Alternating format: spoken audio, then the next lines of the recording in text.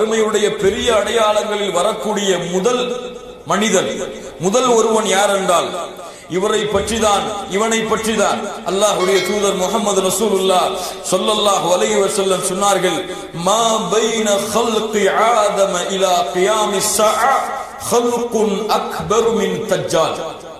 மறுமை உலகம் படைக்கப்பட்டதிலிருந்து மறுமை வரை இதை போன்ற ஒரு பெரிய செய்தியே கிடையாது தஜ்ஜாலை தவிர. இதை போன்ற மறுமை உலகம் ஆரம்பித்ததிலிருந்து மறுமை வரக்கூடிய சபை வரை இதை பற்றிய ஒரு செய்தியே கிடையாது தஜ்ஜாலை தவிர. அல்லாஹ்வுடைய தூதர் முஹம்மது ரசூலுல்லாஹ் ஸல்லல்லாஹு அலைஹி வஸல்லம் சொன்னார்கள், தஜ்ஜாலை குறித்து அறிவிப்பு செய்து எச்சரிக்காத எந்த ஒரு நபியும் இந்த பூமியில இருக்கவில்லை. எல்லா நபிமார்களும் இவனுடைய வருகையை குறித்து இவனுடைய பாதிப்புகளை குறித்து எச்சரிக்கை செய்திருக்கிறார்கள். ஆனால் அவர்கள் கூறாத ஒரு அம்சத்தை நான் கூறுகிறேன். இவனுடைய கண் ஒற்றை கண்ணாக இருக்கும், 2 கண்கள் இருக்கும், அதிலே ஒரு கண் குருடாக இருக்கும். ஆனால் இந்த அடையாளத்தை நபிமார்கள் கூறவில்லை. ஆனால் அல்லாஹ் ஒற்றை கண் உடையவன் அல்ல என்று அல்லாஹ்வுடைய தூதர் முஹம்மது ரசூலுல்லாஹ் ஸல்லல்லாஹு அலைஹி வஸல்லம் சொன்னார்கள். இவன் தன்னை அல்லாஹ் என்று வாதிடுவான் என்றும் சொன்னார்கள்.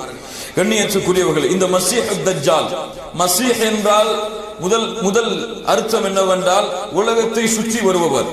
இந்த ஒரு பெயர் எந்த ஒரு நபிக்கும் இருந்தது. மஸீஹ் ஈசா இப்னு மரியம், ஈசா அலைஹிஸ்ஸலாத்து வஸ்ஸலாம் அவர்களுக்கும் இந்த ஒரு பெயர் இருந்தது. அவர்களும் பூமியிலே பிரயாணம் செய்த காரணத்தால் இந்த பெயர் அவர்களுக்கும் வந்தது என்று சொல்லப்படுகிறது மார்க்க அறிஞர்களால். இந்த தஜ்ஜால் இந்த பூமி முழுவதும் வலம் வருவான் 4 இடங்களை தவிர என்ற காரணத்தால் இவனுக்கும் இந்த மஸீஹ் என்ற ஒரு பெயர் வைக்கப்படுகிறது. அல்லது இவன் தொட்டால் நோய்கள் குணமாகும். எப்படி ஈசா அலைஹிஸ்ஸலாத்து வஸ்ஸலாம் தொட்டால் நோய்கள் குணமாகிறதோ, குஷ்ட நோய்கள் குணமாகுமோ, அது போன்று இவன் தொட்டாலும் நோய்கள் குணமாகும் என்ற காரணத்தாலும் இவனுக்கு இந்த பெயர் வந்தது என்று சொல்லப்படுகிறது. தஜ்ஜால் என்றால் ஏமாற்றுக்காரன் அல்லது மோசடிக்காரன், மக்களை ஏமாற்றக்கூடியவன் என்று அர்த்தம். இந்த மஸீஹ் தஜ்ஜால் இவனுடைய அடையாளம் என்னவென்றால் அல்லாஹ்வுடைய தூதர் முஹம்மது ரசூலுல்லாஹ் ஸல்லல்லாஹு அலைஹி வஸல்லம் அவர்கள் சொன்னார்கள், இவன் மனித இனத்தை சார்ந்தவன் தான். இவன் ஒரு வித்தியாசமான ஒரு படைப்போ ஒரு பிறவியோ அல்ல, இவன் ஆதமுடைய சந்ததியில் இருந்து வந்தவன் தான் என்று கூறிவிட்டு ஒரு மிக முக்கியமான அலசலுக்கு நாம் செல்கிறோம். கொஞ்சம் உங்கள் கவனங்களை என்னிடத்திலே கொடுங்கள். இவனை பற்றி ரசூலுல்லாஹி ஸல்லல்லாஹு அலைஹி வஸல்லம் உடைய காலத்திலே ஒரு சிறுவனை தஜ்ஜால் என்று மக்கள் சொன்னார்கள். ஒரு சிறுவனை தஜ்ஜால் என்று மக்கள் சொன்னார்கள். இவன் தஜ்ஜாலாக இருப்பான் என்று பல சஹாபாக்கள் சத்தியமிட்டு சொன்னார்கள். குறிப்பாக இப்னு உமர் ரலியல்லாஹு அன்ஹுமா இவர்கள் சத்தியமிட்டார்கள். அல்லாஹ்வுடைய தூதரிடத்திலே அனுமதி கேட்டுக்கொண்டே இருந்தார்கள். யா ரசூலுல்லாஹ், எனக்கு அனுமதி அளியுங்கள், இவனை வெட்டி வருகிறேன் என்று. ரசூலுல்லாஹி ஸல்லல்லாஹு அலைஹி வஸல்லம் அனுமதி கொடுக்கல. யார் இந்த மணி, யார் இந்த வாலிபன், யார் இந்த வாலிபன், இவனுடைய பேர் என்ன, பேர் என்ன? புகாரில பல ஹதீஸ் இவனை பத்தி வருது. இப்னு ஸையாத், அப்துல்லா இப்னு ஸையாத் என்று அழைக்கப்படக்கூடிய இவன் ரசூலுல்லாஹி ஸல்லல்லாஹு அலைஹி வஸல்லம் உடைய காலத்திலே மிகப்பெரிய ஒரு குழப்பவாதியாக, குழப்பத்திற்கு உள்ளாக்கப்பட்டவனாக இருந்தான். ரசூலுல்லாஹி ஸல்லல்லாஹு அலைஹி வஸல்லம் அவர்களுக்கு சந்தேகம் இருந்தது. ரசூலுல்லாஹி ஸல்லல்லாஹு அலைஹி வஸல்லம் அவர்களுக்கு சந்தேகங்கள் இருந்தது, இவன் யாராக இருப்பான் என்று. அல்லாஹ்வுடைய வஹி தெளிவாக அறிவிக்கப்படாத காரணத்தால் அல்லாஹ்வுடைய தூதர் ஸல்லல்லாஹு அலைஹி வஸல்லம் அவர்கள் மௌனம் காட்டினார்கள் இவனுடைய விஷயத்தில். சரியா? இந்த அப்துல்லா இப்னு ஸையாத் என்று அழைக்கப்படக்கூடிய இவன் மக்களுடைய நோய்களை குணமாக்கினான், நடக்க இருப்பதை கூறினான், என்ன நடக்க போகிறதோ அதை தெளிவாக கூறினான். இவன் ஒரு பெரிய சூனியக்காரனாக, பெரிய ஒரு குறி சொல்பவனாக அந்த காலத்தில் இருந்தான். இவனை சந்திப்பதற்காக அல்லாஹ்வுடைய தூதர் ஸல்லல்லாஹு அலைஹி வஸல்லம் கிட்டத்தட்ட 8 சஹாபாக்களை அழைத்து முதல் சந்திப்பை ஏற்படுத்துகிறார்கள். இப்னு ஸையாதை சந்திப்பதற்காக யார் செல்கிறார்கள்? அல்லாஹ்வுடைய தூதர் ஸல்லல்லாஹு அலைஹி வஸல்லம் செல்கிறார்கள். 8 சஹாபாக்களை அழைத்துக் கொண்டு விளையாடிக் கொண்டிருக்கும் பொழுது அவன் இப்னு ஸையாத் விளையாடிக் கொண்டிருக்கிறான். அல்லாஹ்வுடைய தூதர் ஸல்லல்லாஹு அலைஹி வஸல்லம் நேராக சென்று ஒரு பிடரியை அவன் பிடரியை அடித்துவிட்டு கேட்டார்கள், அத்தஷ்ஹது அன்னி ரசூலுல்லாஹ், அல்லாஹ்வுடைய ரசூல் என்று நீ சாட்சி கொடுக்கிறாயா? இப்னு ஸையாத் கூறினான், அஷ்ஹது அன்னக ரசூலுல் உம்மீயின், நீ ரசூல் என்று நான் சாட்சி கொடுக்கிறேன், ஆனால் நீ எல்லோருக்கும் அனுப்பப்பட்ட ரசூல் அல்ல, உம்மிகளுக்கு மட்டும் அனுப்பப்பட்ட ரசூல் என்று கூறினார். அதற்கு பிறகு அல்லாஹ்வுடைய தூதர் ஸல்லல்லாஹு அலைஹி வஸல்லமை பார்த்து இந்த இப்னு ஸையாத் கேட்டான், அத்தஷ்ஹது அன்னி ரசூலுல்லாஹ், நீ என்னை ரசூலுல்லாஹ் என்று நீ ஏற்றுக்கொள்கிறாயா? அல்லாஹ்வுடைய ரசூல் என்று என்னை ஏற்றுக்கொள்கிறாய் என்று யாரிடத்தில் கேட்கிறான்? அல்லாஹ்வுடைய தூதர் ஸல்லல்லாஹு அலைஹி வஸல்லம் அவரிடத்தில் கேட்கிறான். அல்லாஹ்வுடைய தூதர் அவனை மறுத்துவிட்டு ஆமன்து பில்லாஹி வ ரசூலிஹி, நான் அல்லாஹ்வை ஈமான் கொண்டிருக்கிறேன், அல்லாஹ்வுடைய தூதரை ஈமான் கொண்டிருக்கிறேன் என்று சொன்னார்கள். அதற்கு பிறகு இப்னு ஸையாத் இடத்திலே அல்லாஹ்வுடைய தூதர் ஸல்லல்லாஹு அலைஹி வஸல்லம் கேட்டார்கள், மாதா தரா, நீ எதை பார்க்கிறாய்? என்ன உன் கண்ணுக்கு தெரிகிறது? யத்தினி சாதிகுன் வ காதிபுன், என்னிடத்திலே உண்மையாளர் ஒருவரும் வருகிறார், பொய்யாளர் ஒருவரும் வருகிறார். என்னிடத்திலே உண்மையாளர் ஒருவரும் வருகிறார், பொய்யாளர் ஒருவரும் வருகிறார். அல்லாஹ்வுடைய தூதர் சொன்னார்கள், என்னிடத்திலே ஏதோ விசேஷம் இருக்கிறது. அப்படியா? உனக்கு ஒரு சோதனை வைக்கிறேன். என் உள்ளத்திலே ஒரு விஷயத்தை நான் மறைத்துக் கொள்கிறேன், அதை நீ கூறிவிடு. என் உள்ளத்திலே ஒரு விஷயத்தை நான் மறைத்து வைத்திருக்கிறேன், அதை நீ சொல் என்று சொன்ன மாத்திரத்திலேயே அல்லாஹ்வுடைய தூதர் முஹம்மது ரசூலுல்லாஹ் ஸல்லல்லாஹு அலைஹி வஸல்லம் உள்ளத்திலே வைத்திருந்ததை சொல்லிவிட்டான். ரசூலுல்லாஹி ஸல்லல்லாஹு அலைஹி வஸல்லம் துகான் பி துகானி முபீன் என்று வரக்கூடிய குர்ஆன் வசனத்திலே துகான் என்ற வார்த்தையை மனதிலே வைத்திருந்தார்கள். இவன் துக் துக் என்று சொல்லிவிட்டான். அல்லாஹ்வுடைய தூதர் ஸல்லல்லாஹு அலைஹி வஸல்லம், இவனை விடுங்கள், நீ உன் சக்திக்கு மீறி எதையும் செய்ய முடியாது, உன்னுடைய நாட்டத்திற்கு மீறி எதுவும் செய்ய முடியாது என்று சொன்னவுடன் அல்லாஹ்வுடைய தூதர் அழைத்து சென்ற ஒரு சிறந்த நபி தோழர், எப்ப பார்த்தாலும் வாழ தூக்கிடுவாங்க. யார் அவங்க?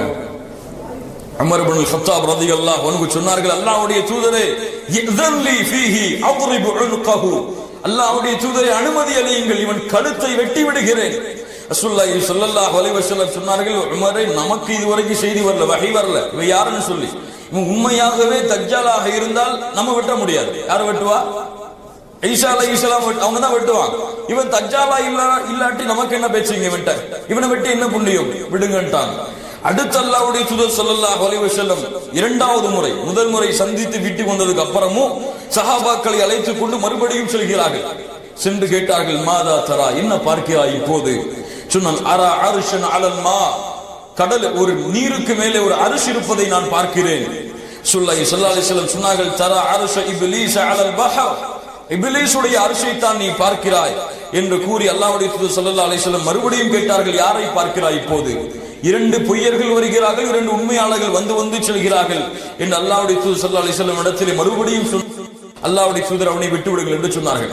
அதற்கு பிறகு உபை இப்னு கஅபை ரசூலுல்லாஹி ஸல்லல்லாஹு அலைஹி வஸல்லம் அழைத்து இந்த இப்னு ஸையாதுடைய உபை இப்னு கஅபை அழைத்துக் கொண்டு அல்லாஹ்வுடைய தூதர் ஸல்லல்லாஹு அலைஹி வஸல்லம் மூன்றாவது முறையும் இவனை சந்திக்க செல்கிறார்கள். மூன்றாவது முறையும் இவனை சந்திக்க செல்கிறார்கள். சென்று பார்க்கும் பொழுது இவன் தோட்டத்திலே விளையாடி கொண்டிருக்கிறான். ஒரு தோட்டத்திலே மிக அழகாக போகும். நன்றா கவனிங்க, உங்களுக்கு புரியணும், கொஞ்சம் தெளிவாக புரியணும் இந்த விஷயத்தை. தோட்டத்தில் விளையாடி கொண்டிருக்கிறான்.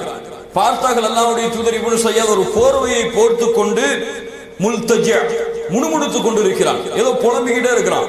ரசூலுல்லாஹி ஸல்லல்லாஹு அலைஹி வஸல்லம் சஹாபாக்கள் எல்லாம் அப்படி அமைதியா இருங்க அப்படின்னு சொல்லிட்டு மரமா மறைஞ்சு போறாங்க.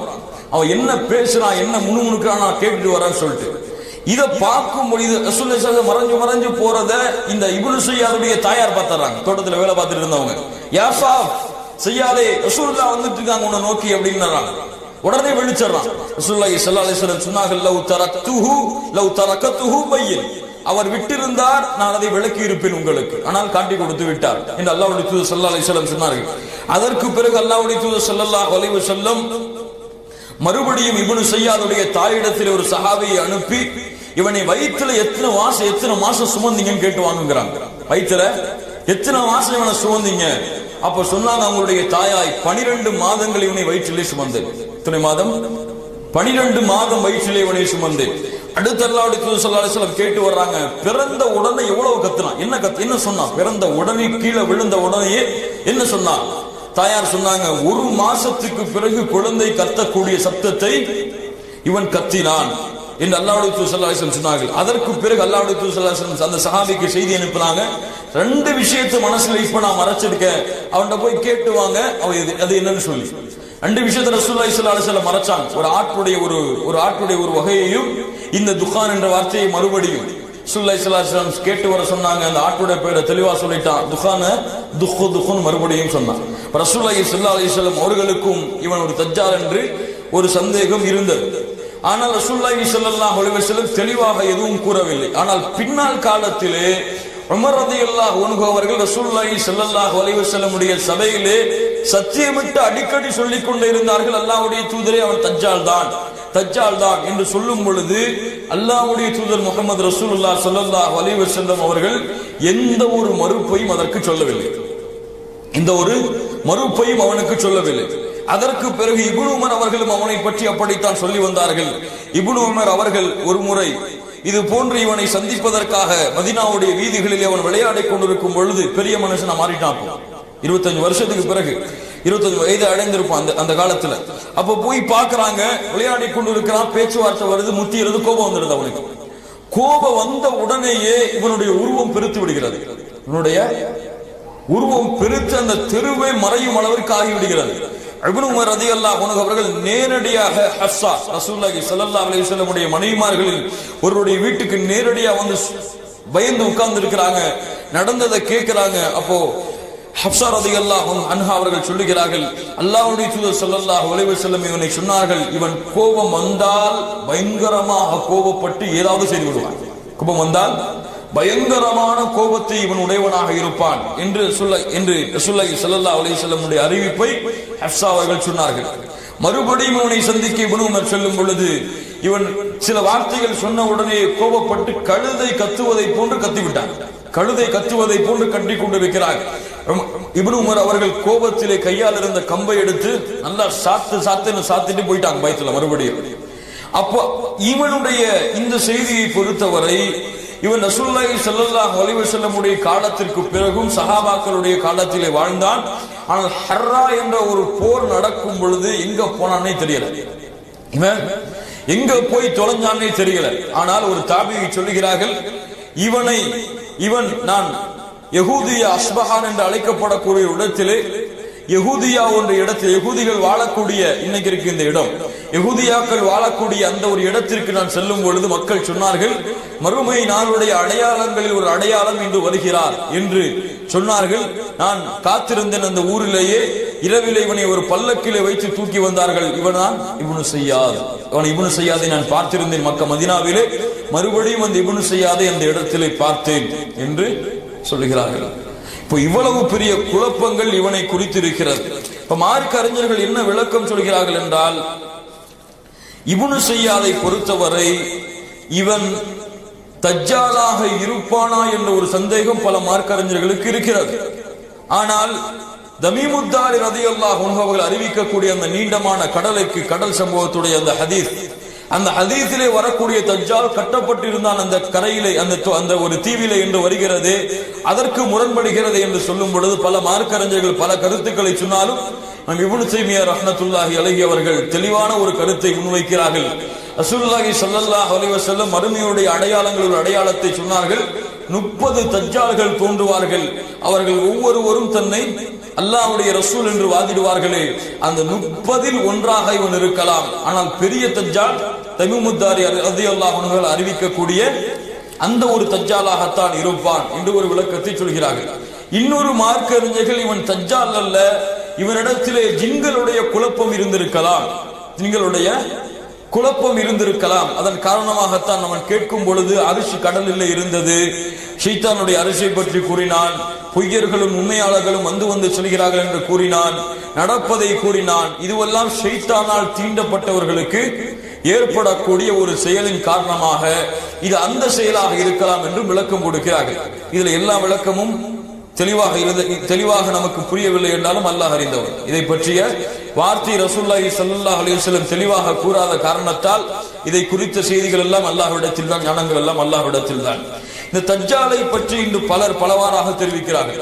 சிலர் தஜ்ஜாலை யூதர்கள் என்று வர்ணிக்கிறார்கள். இன்று வரக்கூடிய சில மார்க்க அறிஞர்களில் சிலர், குறிப்பாக ஆங்கிலம் பேசக்கூடிய மார்க்க அறிஞர்களில் சிலர் தஜ்ஜாலை யூதர்கள் தான் வந்து விட்டார்கள் என்று சொல்கிறார்கள். அதுவும் ஏற்கத்தக்க கருத்து அல்ல. சிலர் ஜார்ஜ் புஷ் என்று சிலரை சொன்னார்கள். அந்த காலத்திலே வாழ்ந்த தஜ்ஜாலை, இந்து வாழக்கூடிய கத்தாஃபியை வாழ்ந்து இறந்த அந்த மரணித்த கத்தாஃபியை சொன்னார்கள் தஜ்ஜால் என்று. அதுவெல்லாம் ஏற்றுக்கொள்ளத்தக்க கருத்துக்கள் அல்ல. அல்லாஹ்வுடைய தூதர் ஸல்லல்லாஹு அலைஹி வஸல்லம் தஜ்ஜாலுடைய அடையாளங்களை குறித்து சொன்ன விஷயங்களை நாம் இப்போது பார்ப்போம். தஜ்ஜாலுடைய அடையாளங்களில் ஒன்று, புகாரி அவர்கள் பதிவு செய்கிறார்கள், நிச்சயமாக அல்லாஹ்வை பற்றி உங்களுக்கு தெரியும், அவன் ஒரு கண் ஊனமானவன் அல்ல. அல்லாஹ் ஒரு கண் ஊனமானவன் அல்ல. ஆனால் தஜ்ஜால் வலக்கண் திராட்சை, வலக்கண் சுருங்கிய திராட்சையை கொண்டிருக்கும். அவனுடைய வலக்கண் சுருங்கிய திராட்சை எந்த வடிவத்தில் இருக்கிறதோ அது போன்று ஊனமிட்டு இருக்கும் என்று அல்லாஹ்வுடைய தூதர் ஸல்லல்லாஹு அலைஹி வஸல்லம் சொன்னார்கள். அல்லாஹ்வுடைய தூதர் ஸல்லல்லாஹு அலைஹி வஸல்லம் அவர்கள் அவன் ஒரு கண் ஊனமானவன் என்று பல ஹதீஸ்களிலே தெரிவித்திருக்கிறார். அதாவது 2 கண்ணும் இருக்கும். இன்னைக்கு பயமுறுத்துற மாதிரி நெத்தியில கண் இருக்கும்லாம் கிடையாது. தஜ்ஜாலுக்கு நெத்தியில கண் இருக்கும் சில பேர் சொல்ற மாதிரிலாம் கிடையாது. 2 கண்ணுமே இருக்கும். அந்த ஒரு கண் அதுல ஊனமா இருக்கும், ஒரு கண் ஊனமாக இருக்கும். அடுத்து அல்லாஹ்வுடைய தூதர் ஸல்லல்லாஹு அலைஹி வஸல்லம் சொன்னார்கள், இமாம் புகாரி அவர்கள் பதிவு செய்கிறார்கள், தஜ்ஜாலுடைய 2 கண்களுக்கிடையே காஃபிர் என்று தெளிவாக எழுதியிருக்கும். தஜ்ஜாலுடைய 2 கண்களுக்கிடையே காஃபிர் என்று தெளிவாக எழுதியிருக்கும். ஸல்லல்லாஹு அலைஹி வஸல்லம் சொன்னார்கள், எழுத படிக்க தெரியாத எல்லா மூமின்களும், எழுத தெரிந்த எழுத படிக்க தெரியாத எல்லா மூமின்களும் அதை வாசிப்பார்கள் என்று அல்லாஹ்வுடைய தூதர் ஸல்லல்லாஹு அலைஹி வஸல்லம் சொன்னார்கள். அதற்கு பிறகு அல்லாஹ்வுடைய தூதர் ஸல்லல்லாஹு அலைஹி வஸல்லம் சொன்னார்கள், இமாம் முஸ்லிம் அவர்கள் பதிவு செய்கிறார்கள், அவனுடைய ஒரு கண் மூக்கை, அவனுடைய ஒரு கண்ணின் மூக்கை ஒட்டிய ஓரத்தில் கடினமான ஒரு சதை கட்டி தென்படும், கடினமான ஒரு சதை கட்டி தென்படும் என்று அல்லாஹ்வுடைய தூதர் ஸல்லல்லாஹு அலைஹி வஸல்லம் சொன்னார்கள். இன்னும் பல அவன் சிவந்த நிறமுடையவனாக இருப்பான், வெள்ளை கலந்த சிவந்த நிறம், வெள்ளை கலந்த சிவந்த நிறமுடையவராக இருப்பான் என்று அல்லாஹ்வுடைய தூதர் ஸல்லல்லாஹு அலைஹி வஸல்லம் அவர்கள் சொன்னார்கள். இப்போ தமீமுத்தாரி அறிவிக்கக்கூடிய ஹதீஸை நாம் இப்போது பார்ப்போம். ஸல்லல்லாஹு அலைஹி வஸல்லம் அவர்கள் ஒரு முறை சொன்னார்கள், அஸ்ஸலாத்துல் ஜாமிஆ, தொழுகைக்கு நீங்கள் விரைந்து ஜமாஅத்துடைய தொழுகைக்கு வாருங்கள். அதாவது ஃபர்தான தொழுகை இல்லை, இது விசேஷமான ஒரு தொழுகை, ஜமாஅத்துடைய தொழுகைக்கு நீங்கள் விரைந்து வாருங்கள் என்று அல்லாஹ்வுடைய தூதர் ஸல்லல்லாஹு அலைஹி வஸல்லம் அறிவிப்பதை செவியுற்று நான் பள்ளிவாசலுக்கு சென்றேன். ரசூலுல்லாஹி ஸல்லல்லாஹு அலைஹி வஸல்லமோடு தொழுது முடித்ததும் நபி ஸல்லல்லாஹு அலைஹி வஸல்லம் சிரித்துக் கொண்டு மிம்பரில் அமர்ந்திருந்தார்கள். ஒவ்வொருவரும் தொழுத இடத்திலே அமர்ந்திருந்தார்கள். ரசூலுல்லாஹி ஸல்லல்லாஹு அலைஹி வஸல்லம் அவர்கள், நான் உங்களை ஏன் கூட்டினேன் என்பதை நீங்கள் அறிவீர்களா என்று கேட்டார்கள். இப்ப சஹாபாக்கெல்லாம் சொன்னாங்க, அல்லாஹு வ ரசூலுஹு அஅலம், அல்லாஹ்வும் அல்லாஹ்வுடைய தூதரும் தான் நன்கு அறிந்தவர்கள். அப்போது சொன்னார்கள், அச்சமூட்டவோ ஆர்வமூட்டவோ உங்களை நான் கூட்டவில்லை. தமீமுத்தாரி அவர்கள் கிறிஸ்தவராக இருந்தார், அவர் இஸ்லாத்தை ஏற்றுக்கொண்டார். தஜ்ஜால் பற்றி நான் உங்களுக்கு கூறி வந்ததற்கேற்ப அவர் ஒரு செய்தி என்னிடத்திலே கூறினார். அவர் என்ன சொன்னார் என்றால், லக்கும் சுகாம் ஆகிய கோத்திரத்தை சேர்ந்த 30 நபர்களோடு நான் கடலிலே பயணமானேன். 1 மாதம் அலைகளால் நாங்கள் அலக்கடிக்கப்பட்டோம். 1 மாதம் கடல் அலைகளால் நாங்கள் அலக்கடிக்கப்பட்டுக் கொண்டிருந்தோம். சூரியன் மறையும் நேரத்தில் ஒரு தீபகற்பத்தில் நாங்கள் ஒதுங்கினோம். நல்ல கவனமா கேளுங்க, இதுல இருந்தான் கேள்வி வரும் அதிகமா. தீபகற்பத்திலே நாங்கள் ஒதுங்கினோம்.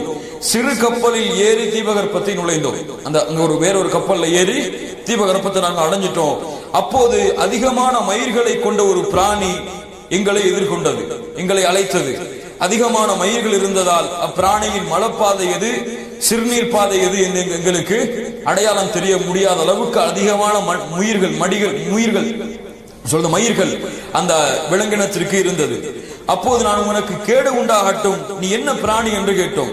அப்போது நான் ஜஷஷா என்ற பிராணி கூறியது, நீங்கள் இந்த மடத்தில் உள்ள மனிதனிடம் செல்லுங்கள், அவர் உங்களை பற்றி அறிவதில் மிக ஆர்வமுடையவராக இருக்கிறார் என்று கூறி அனுப்பியது.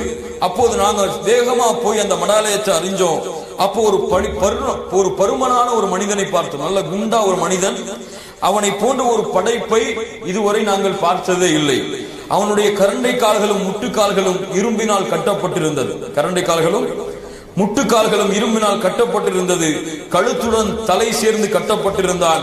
உனக்கு கேடு உண்டாகட்டும், ஏன் இந்த நிலை என்று கேட்டோம். அப்போது அந்த மனிதன், என்னை பற்றி அறிய சக்தி பெற்று விட்டீர்கள், எனவே நீங்கள் யார் என்று கேட்டான். நான் அரபியர்கள் என்று கூறியவுடன் நாங்க எப்படி வந்தோம்னு சொல்றோம். அப்ப இந்த விலங்கினம் எங்களை பார்த்துச்சு, உங்கள்ட்ட அனுப்ப சொன்னு நாங்க சொன்னோம். யார் அறிவிக்கிறார்?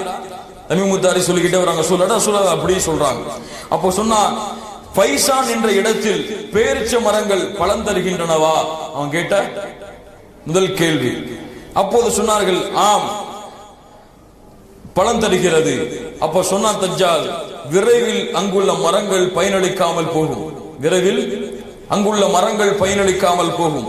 தபர்ரியா என்ற ஏரியை பற்றி எனக்கு கூறுங்கள் என்று இரண்டாவது கேள்வி கேட்கிறான். அப்போது அதில் தண்ணீர் உள்ளதா என்று கேட்டான். அதில் அதிகமான தண்ணீர் உள்ளது என்று நாங்கள் கூறினோம். அதற்கு அவன் விரைவில் அந்த தண்ணீர் வற்றும் என்று கூறினான். அதற்கு பிறகு கேட்டான், சுக்கூர் என்ற நீரூற்றில் தண்ணீர் உள்ளதா? அப்போது சொன்னோம், தண்ணீரால் மக்கள் விவசாயம் செய்கிறார்களா என்று கேட்டான். அதற்கு நாங்கள் ஆம் என்றோம், தண்ணீர் அதிகமாகவே உள்ளது, அதில் விவசாயம் செய்கிறார்கள் என்றோம். அதற்கு பிறகு அவன் கேட்டான், உம்மி சமூகத்தில் தோன்றக்கூடிய நபியின் நிலை என்ன என்று கேட்கும் பொழுது, அவர் தோன்றிவிட்டாரா, அவர் மக்காவில் இருந்து மதீனாவிற்கு வந்து விட்டாரா என்று கேட்டான். நாங்கள் ஆம் என்றோம். அரபுகள் அவருடன் போர் செய்தார்களா என்று கேட்டான். நாங்கள் ஆம் என்றோம். அதற்கு பிறகு நீங்கள் அவருக்கு கட்டுப்படுவதே நல்லது என்று கூறினான். நான் இப்போது என்னை பற்றி கூறுகிறேன் என்று கூறி, நான் தான் தஜ்ஜாலாவேன், வெகு விரைவில் எனக்கு அனுமதி வழங்கப்படலாம், அப்போது நான் வெளியே வருவேன், பூமி முழுவதும் பயணம் செய்வேன், 40 நாட்களில் எந்த ஊரையும் நான் அடையாமல் இருக்க மாட்டேன். ஆயினும் மக்கா மதீனா ஆகிய 2 ஊர்களை தவிர அவ்விரு ஊர்களிலும் எனக்கு விளக்கப்பட்டுள்ளன. நான் நுழையும் போதெல்லாம் ஒரு மலக்கு தன்னிடத்தில் இருக்கக்கூடிய வாளை வைத்துக் கொண்டு என்னை விரட்டி கொண்டே இருப்பார். 2 ஊரிலும் என்னால் நுழைய முடியாது என்று கூறி அல்லாஹ்வுடைய தூதர் ஸல்லல்லாஹு அலைஹி வஸல்லம் இடத்திலே இந்த சம்பவத்தை கூறுகிறார்கள். அதற்கு பிறகு ரசூலுல்லாஹி ஸல்லல்லாஹு அலைஹி வஸல்லம் தன்னுடைய கைத்தடியால் சொல்லிக் கொண்ட ரசூலுல்லாஹ் மிம்பர்ல தட்டுறாங்க, இது மதீனா தைபா தூய நகரம், இது தைபா தூய நகரம், இது தைபா என்று கூறிவிட்டு, இதே விஷயத்தை முன்பே நான் உங்களிடம் கூறியிருக்கிறேன் அல்லவா என்று மக்களிடத்திலே கேட்டார்கள். மக்கள் ஆம் என்று சொன்னார்கள். அறிந்து கொள்க, நிச்சயமாக அவன் ஷாம் நாட்டின் கடல் பகுதியில் இருக்கிறான், அவன் யமன் நாட்டில் கடல் பகுதியில் இருக்கிறான், இல்லை இல்லை அவன் கிழக்கு திசையில் இருக்கிறான் என்று 3 முறை அல்லாஹ்வுடைய தூதர் ஸல்லல்லாஹு அலைஹி வஸல்லம் கூறினார். இந்த அறிவிப்பு இதோடு முடியுது. அப்ப தஜ்ஜாலை பற்றி அல்லாஹ்வுடைய தூதர் ஸல்லல்லாஹு அலைஹி வஸல்லம் கூறிய அடையாளங்கள் இதுதான். அவன் தன்னை கடவுள் என்று வாதிடுவான், பல அற்புதங்களை நிகழ்த்துவான். வானத்திலிருந்து மழையை பொழிய வைக்க சொல்லுவான், மழை பொய்யும். பூமியிலிருந்து தாவரங்களை விளைவிக்க சொல்லுவான், விளைவிக்கும். ஒரு மனிதனை கூப்பிட்டு வெட்டுவான், அவன் உயிர் போகும், மறுபடியும் அழைப்பான், உயிர் வரும். இப்படி பல அதிசயங்களை இந்த தஜ்ஜால் ஏற்படுத்துவான். இன்னும் பல அதிசயங்கள், குஷ்ட நோய்களை போக்குவான், சூனியத்தை எடுப்பான், பல அதிசயங்களை இவன் நிறைவேற்றுவான். இவனுக்கு பின்னால் அதிகமாக துருக்கிகள் செல்லுவார்கள். இவனுக்கு பின்னால் அதிகமாக துருக்கிகள் செல்லுவார்கள், அதிகமாக பெண்கள் செல்லுவார்கள். இவனுடைய அதிசயத்திற்கு பின்னால் யார் செல்லுவார்கள்? அதிகமாக பெண்கள் தான் சொல்லுவார்கள். இன்னும் பார்க்கிறோம், யாராவது ஒரு மேஜிக்கை காமிச்சிட்டாலே பெரிய அவுளியா ஆன மாதிரி அவர் பின்னாடி பெண்கள் கூட்டம் போறதை பார்க்கிறோம். இதை பார்த்தவுடன், பெண்கள் கூட்டம் அதிகமாக பார்த்ததை உடன் ஆண்கள் எல்லாம் வீடுகளுக்கு வேக வேகமாக வந்து தங்களுடைய மனைவிமார்களையும் தங்களுடைய பிள்ளைகளையும் கயிற்றால் கட்டி விடுவார்கள். எங்க போயிருவாங்களோன்னு பயந்து கயிற்றாலும் கம்பிகளாலும் அவர்களை கட்டி பிணைத்து விடுவார்கள். அந்த அளவு இவனுடைய குழப்பம் இருக்கும். இவனை பலஸ்தீனிலே ஒரு இடத்திலே வைத்து, துர் என்ற ஒரு இடத்திலே, லுத் என்ற ஒரு இடத்திலே வைத்து ஈசா அலைஹிஸ்ஸலாத்து வஸ்ஸலாம் அவர்கள் கொல்லுவார்கள் என்று அல்லாஹ்வுடைய தூதர் ஸல்லல்லாஹு அலைஹி வஸல்லம் அவர்கள் சொன்னார்கள். இது போதும் தஜ்ஜாலை பற்றி நாம் தெரிந்து கொள்வதற்கு. தஜ்ஜாலை விட்டு பாதுகாப்பதற்காக அல்லாஹ்வுடைய தூதர் ஸல்லல்லாஹு அலைஹி வஸல்லம் அவர்கள் 4 விஷயங்களை சொன்னார்கள். ஒன்று, தஜ்ஜாலை விட்டு பாதுகாப்பதற்கு முதலாவதாக ஈமான் இருக்க வேண்டும். இரண்டாவது, ஒவ்வொரு அத்தஹியாத்துடைய தொழுகையிலும் அல்லாஹ்வுடைய அத்தஹியாத்துடைய நிலைமையில் அல்லாஹ்வுடைய தூதர் ஸல்லல்லாஹு அலைஹி வஸல்லம் தஷஹ்ஹுடைய அந்த நிலைமையில் அல்லாஹும்ம இன்னி அஊது பிக மின் ஃபித்னத்தி மஸீஹ் தஜ்ஜால் என்ற ஒரு துஆவை அல்லாஹ்வுடைய தூதர் ஸல்லல்லாஹு அலைஹி வஸல்லம் ஒவ்வொரு தொழுகையிலும் ஓதச் சொன்னார்கள். இது இரண்டாவது. மூன்றாவது, சூரத்துல் கஹ்ஃபுடைய முதல் 10 வசனங்களையும் கடைசி 10 வசனங்களையும் யார் மனனம் செய்கிறார்களோ அவர்களுக்கு தஜ்ஜாலுடைய சோதனையிலிருந்து பாதுகாப்பு கிடைக்கும் என்று சொன்னார்கள். தஜ்ஜாலை நீங்கள் கண்டால் சூரத்துல் கஹ்ஃபுடைய முதல் 10 வசனங்களை நீங்கள் ஓதுங்கள் என்று அல்லாஹ்வுடைய தூதர் ஸல்லல்லாஹு அலைஹி வஸல்லம் சொன்னார்கள். நான்காவது, மக்கா மதீனாவிலே அடைக்கலமாகுதல். மக்கா மதீனா, ரசூலுல்லாஹி ஸல்லல்லாஹு அலைஹி வஸல்லம் மேலும் சொன்னார்கள், பைத்துல் முகத்தஸ், தூர் மலைக்கு கீழே உள்ள மஸ்ஜிது தூர், இந்த 4 பள்ளிகளை தவிர வேறு எல்லா இடங்களிலும் பூமியிலே அவன் சுற்றித் திருவான். 40 நாட்கள் இந்த பூமியிலே வாழ்வான். அதிகமான எண்ணிக்கை அல்ல, ஆனால் உலகம் முழுவதும் சென்று பல குழப்பங்களை, ஃபித்னாக்களை ஏற்று தன்னை கடவுளாக நம்ப வைப்பான். பிறரை கையிலே ஒரு கையிலே சொர்க்கத்தை வைத்திருப்பான், மறுகையிலே நரகத்தை வைத்திருப்பார். யார் அவனுடைய சொர்க்கத்திலே நுழைகிறார்களோ அவன் நரகத்திலே நுழைவார்கள், யார் அவனுடைய நரகத்திலே நுழைகிறார்களோ அவர்கள் சொர்க்கத்தில் நுழைவார்கள் என்று அல்லாஹ்வுடைய தூதர் ஸல்லல்லாஹு அலைஹி வஸல்லம் சொன்னார்கள்.